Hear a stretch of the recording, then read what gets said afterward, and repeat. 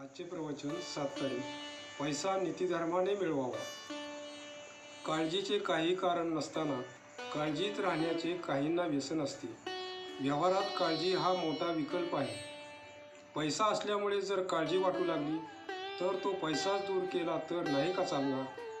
पैसा टाकून देऊ नका, पण पैशाच्या प्रेमातही राहू नका.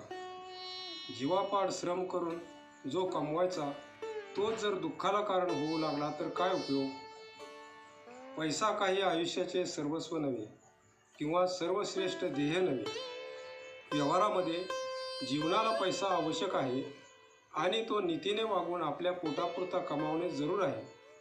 पैसा मिळावा हे व्यवहारदृष्ट्या योग्यच आहे, पण जर तो मिळाला नाही तर आपले जीवन व्यर्थ आहे असे कोणी समजू नये.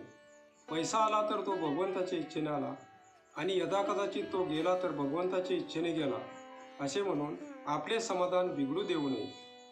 पैसा गेला म्हणून काही अब्रू जात नाही. आपले अब्रू आपल्या आचरणावर अवलंबून असते. अशी म्हण आहे की पैसा पुरून उरावा इतका मिळावा. पण आपल्याला जगात काय आढळते? जीवनामध्ये आपल्याला पुरतो आणि आपल्या उरावर नसतो.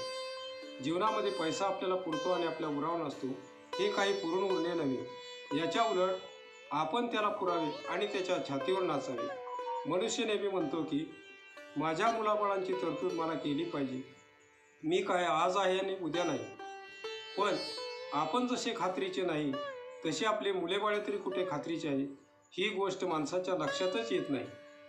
पैशाबद्दल रामचंद्रांना उदासपण आले असे योग वशिष्ठात वर्णन आहे. तसे ते आपल्यालाही लागू आहे. फरक एवढाच की रामाचे उदासपण पैसा असणेपणाचे होते आणि आपले उदासपण पैसा नसणेपणाचे आहे. पैसा नसल्याबद्दल आपल्याला उदासपण आहे कारण तो प्रपंचातल्या सुखाचे साधन वाटते. पण त्याचबरोबर भगवंत हवा असेही आपल्याला वाटते.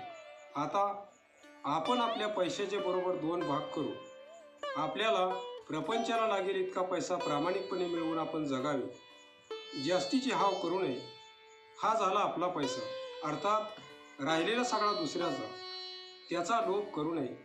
श्रीमंत मनुष्य हा पैशासाठी म्हणजे लक्ष्मीसाठी सर्व जीवन खर्च करतो, पण ती त्याच्या मुळासकट त्याचा नाश करते. म्हणून नामस्मरणाच्या स्मरणात लक्ष्मी मिळवली की ती आपला नाश न करता आपल्याला आनंदाला कारण होते. आजचे बोधवचन: पैसा हा नीतिधर्मानेच मिळवावा.